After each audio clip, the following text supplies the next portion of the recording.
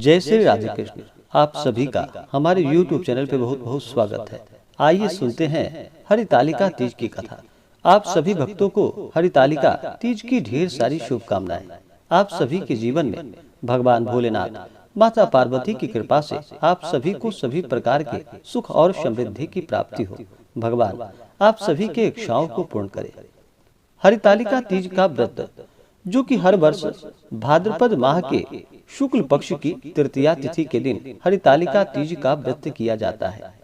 इस व्रत को सबसे पहले माता पार्वती ने, जो कि भगवान शिव को पाने के लिए, जो कि हस्त नक्षत्र से युक्त तृतीया तिथि के दिन माता पार्वती ने हरितालिका तीज व्रत को किया था, जिससे भगवान शिव जी प्रसन्न होकर के उन्हें प्राप्त हुए थे। हरितालिका तीज का व्रत, इस व्रत को महिलाएं अखंड सौभाग्य की प्राप्ति के लिए इस व्रत को रखती हैं और कुमारी कन्याएं इस व्रत को मन इच्छित वर की प्राप्ति के इच्छा से रखती हैं। यह व्रत भगवान शिव, माता पार्वती की प्रसन्नता के लिए किया जाता है, जिससे कि भगवान शिव जी माता पार्वती प्रसन्न होकर के अखंड सौभाग्य का आशीर्वाद प्रदान करते हैं। हरितालिका तीज का व्रत, जो कि बड़ा ही कठिन माना गया है, इस व्रत में दिन और रात्रि निर्जला रह करके भगवान शिव, माता पार्वती का पूजन किया जाता है। इस व्रत में अन्न और जल दोनों का ही त्याग करना पड़ता है और भगवान शिव, माता पार्वती का पूरे विधि विधान के साथ सुबह और विशेष प्रकार से प्रदोष काल के समय में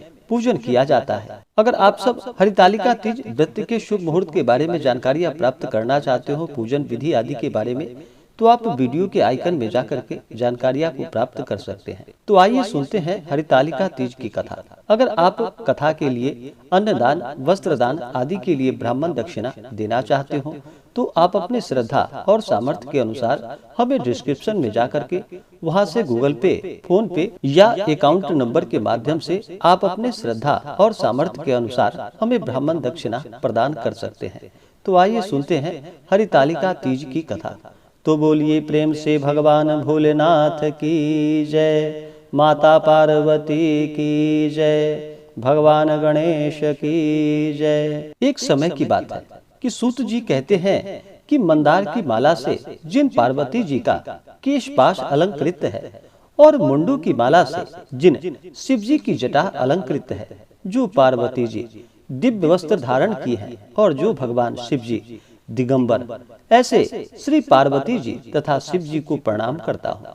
रमणीक कैलाश पर्वत के शिखर पर बैठी हुई श्री पार्वती जी कहती हैं कि हे महेश्वर, हमें कोई गुप्त व्रत या पूजन बतलाइए जो सब धर्मों में सरल हो, जिसमें परिश्रम भी कम करना पड़े लेकिन फल अधिक प्राप्त हो। हे नाथ, यदि आप मुझ पर प्रसन्न हो तो यह विधान बतलाइए।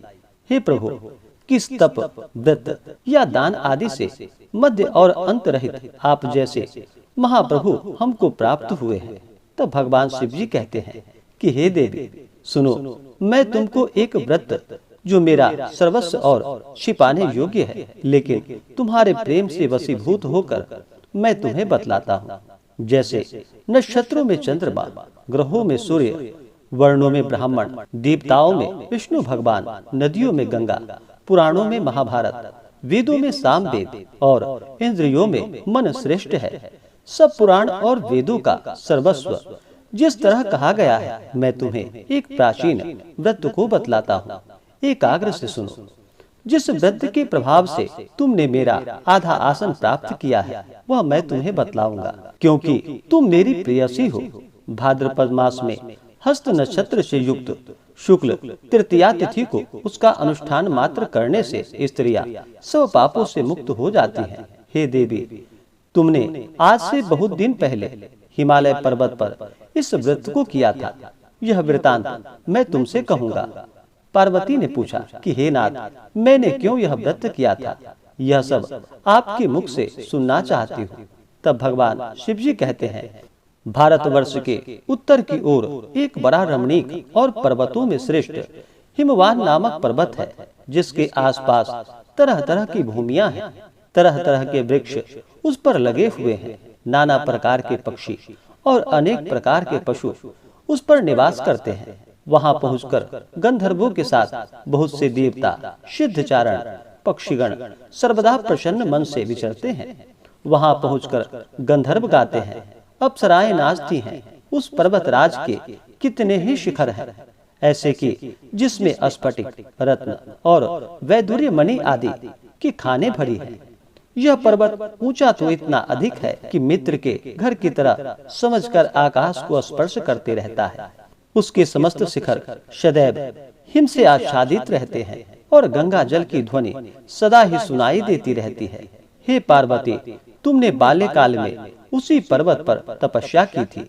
12 वर्ष तक तुम उल्टी लटक कर केवल धुआं पी कर रही। 64 वर्ष तक सूखे पत्ते खाकर रही। माघ मास में तुम जल में बैठी रहती और वैशाख की दोपहरिया में पंचाग्नि तापते रहती थी। श्रावण के महीने में जल बरसता तो तुम भूखी प्यासी रहकर मैदान में बैठी रहती थी। तुम्हारे पिता इस तरह के कष्ट सहन को देखकर बड़े ही दुखी हुए। वे चिंता में पड़ गए कि मैं अपनी कन्या किसको दूं। उसी समय नारद जी वहां आ पहुंचे। मुनि श्रेष्ठ नारद जी उस समय तुम्हें देखने को गए थे। नारद जी को देखकर गिरि ने अर्घ्य, पाद्य, आसन आदि देकर उनकी पूजा की और कहा कि हे स्वामी, आप किस लिए आए हैं? मेरे अहो भाग्य, आपका आगमन मेरे लिए बड़ा ही अच्छा है। नारद जी ने कहा कि हे पर्वतराज, सुनो, मैं विष्णु भगवान का भेजा हुआ आपके पास आया हूँ। आपको चाहिए कि यह कन्या रत्न किसी योग्य वर को दे। भगवान विष्णु के सामने योग्य वर ब्रह्मा, इंद्र और शिव, इसमें से कोई नहीं है। इसलिए मैं यही कहूँगा कि आप अपनी कन्या भगवान विष्णु को ही देवे। हिमवान ने कहा कि भगवान विष्णु स्वयं मेरी कन्या ले रहे हैं और आप यह संदेश लेकर आए हैं, तो मैं उन्हें अपनी कन्या अवश्य ही दूंगा। हिमवान की इतनी बात को सुनकर मुनिराज नारद आकाश में विलीन हो गए। वे पीताम्बर, शंख चक्र और गदाधारी भगवान विष्णु के पास पहुँचे। वहां हाथ जोड़कर नारद जी ने भगवान विष्णु से कहा कि हे देव, सुनिए, मैंने आपका विवाह पक्का कर दिया है। उधर हिमवान ने पार्वती के पास जाकर कहा कि हे पुत्री, मैंने तुम्हें भगवान विष्णु को दे डाली है। तब पिता की बात को सुनकर तुम बिना उत्तर दिए ही अपनी सखी के घर में चली गई। वहीं जमीन पर पड़कर तुम बड़ी दुखी हुई और विलाप करने लगी। तुमको इस तरह विलाप करते हुए देखकर तुम्हारी सखी ने तुम्हारे पास आकर कहा कि हे देवी, तुम क्यों इतनी दुखी हो? इसका कारण बतलाओ। तुम्हारी जो कुछ भी इच्छा होगी मैं यथाशक्ति उसको पूरा करने की चेष्टा करूंगी, इसमें कोई संशय नहीं है। पार्वती बोली कि मेरी जो कुछ अभिलाषाएं हैं उसे तुम प्रेम पूर्वक सुनो। मैं एकमात्र शिव जी को अपना पति बनाना चाहती हूँ, इसमें कुछ भी संशय नहीं। मेरे इस विचार को पिता ने ठुकरा दिया है, इसमें मैं अपने शरीर का अब त्याग कर दूंगी। पार्वती की इस बात को सुनकर सखियों ने कहा कि शरीर का त्याग न करो, चलो किसी ऐसे वन को चलते हैं जहाँ पिता को पता न लगे। ऐसी सलाह कर तुम वैसे वन में जा पहुँचे। उधर तुम्हारे पिता घर घर तुम्हें खोजने लगे। दूतों द्वारा भी खबर लेने लगे कि कौन देवता या किन्नर मेरी पुत्री को हर कर ले गया है। उन्होंने मन ही मन कहा, मैं नारद जी के आगे प्रतिज्ञा कर चुका हूँ कि अपनी पुत्री भगवान विष्णु को दूंगा। ऐसा सोचते सोचते हिमवान मूर्छित होकर गिर गए। गिरिराज की मूर्छा को देखकर सब लोग हाहाकार कर कर दौड़ पड़े। जब होश आया तो सब पूछने लगे कि हे गिरिराज, आप अपने मूर्छा का कारण बतलाइए। हिमवान ने कहा कि आप लोग मेरे दुख का कारण सुने। न मालूम कौन मेरी कन्या को हर कर ले गया है। ऐसा नहीं हुआ तो उसे किसी काले सर्प ने काट लिया या सिंह खा गए होंगे। हाय हाय, मेरी बेटी कहाँ गई? किसी दुष्ट ने मेरी पुत्री को मार डाला। ऐसा कहकर वे वायु के झोंके के समान कांपते हुए वृक्ष के समान कांपने लगे। इसके बाद हिमवान तुम्हें वन वन ढूंढने लगे। वह वन भी सिंह, भालू, हिंसक जंतुओं से बड़ा भयानक हो रहा था। तुम भी अपनी सखियों के साथ उस भयानक वन में चलती चलती एक ऐसे जगह पर पहुंची जहां एक नदी बह रही थी। उसके रमणीक तट पर एक बड़ी सी कंदरा थी। तुमने उसी कंदरा में आश्रय बना लिया और मेरी एक बालुकामयी प्रतिमा को बनाकर अपनी सखियों के साथ निराहार रहकर मेरी आराधना करने लगे। जब भाद्रपद शुक्ल पक्ष की हस्तयुक्त तृतीया तिथि प्राप्त हुई, तब तुमने मेरा विधिवत पूजन किया और रात भर जागकर गीत वाद्यादि से मुझे प्रसन्न करने में बिताया। उस व्रतराज के प्रभाव से मेरा आसन डगमगा उठा, जिससे मैं तत्काल उस स्थान पर जा पहुंचा जहां पर तुम अपनी सखियों के साथ रहती थी। वहां पहुंचकर मैंने तुमसे कहा कि मैं तुम पर प्रसन्न हूँ, बोलो तुम क्या चाहती हो। तुमने कहा कि मेरे देवता, यदि आप मेरे ऊपर प्रसन्न हैं तो मेरे पति बने। मेरे तथास्तु कहकर कैलाश पर्वत पर वापस आने पर तुम वह प्रतिमा नदी में प्रवाहित कर दी और सखियों के साथ उस महाव्रत का पारण किया। हिमवान भी तब तक उस वन में तुम्हें खोजने के लिए आ पहुँचे। चारों दिशाओं में तुम्हारी खोज करते करते वे व्याकुल हो चुके थे, इसलिए तुम्हारे आश्रम के समीप आ पहुँचे और पहुँचते ही गिर पड़े। थोड़ी देर बाद उन्होंने नदी के तट पर 2 कन्याएं देखी। देखते ही उन्होंने तुम्हें छाती से लगा लिया और विलक कर रोने लगे। फिर पूछा कि पुत्री, तुम सिंह, व्याघ्र आदि जंतुओं से भरे इस वन में क्यों पहुँची हो। पार्वती ने उत्तर दिया कि हे पिताजी, मैंने पहले ही अपने आप को शिव जी के हाथों सौंप दिया था। आपने मेरी बात टाल दी, इससे मैं यहाँ पर चली आई। हिमवान ने सांत्वना दी कि हे पुत्री, मैं तुम्हारी इच्छा के विरुद्ध कुछ भी नहीं करूँगा। तुम्हें अपने साथ लेकर घर आए और मेरे साथ तुम्हारा विवाह कर दिया। इसी से तुमने मेरा अर्ध आसन पाया है। तब से आज तक किसी के सामने मुझे यह व्रत प्रकट करने का अवसर प्राप्त नहीं हुआ। हे देवी, मैं यह बताता हूँ कि इस व्रत का हरितालिका नाम क्यों पड़ा। तुमको सखिया हर कर ले गई थी, इसी से हरितालिका नाम पड़ा। इस पर पार्वती जी ने कहा कि हे प्रभु, आपने नाम तो बताया, अब इसकी विधि बतलाइए।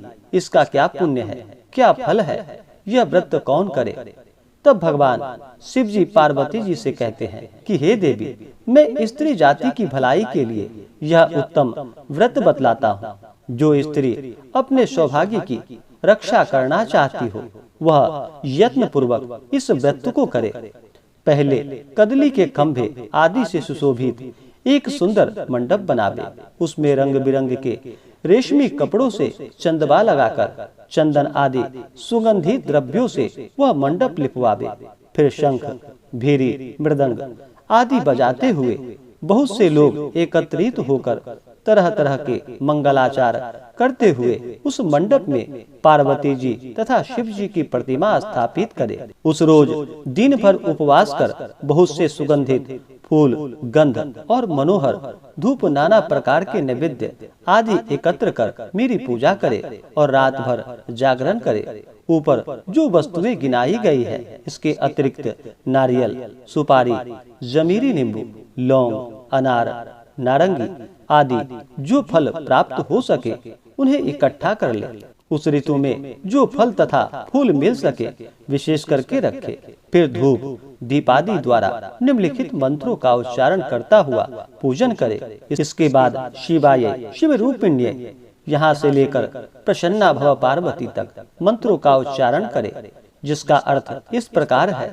हे शिवे, शिव रूपिणी, हे मंगले, सब अर्थों को दान देने वाली हे देवी, हे शिव रूपे आपको नमस्कार है। हे शिव रूपे आपको नमस्कार है। हे शिवे, आपको सदा के लिए नमस्कार है। हे ब्रह्म रूपिणी, आपको नमस्कार है। हे जगत धात्री, आपको नमस्कार है।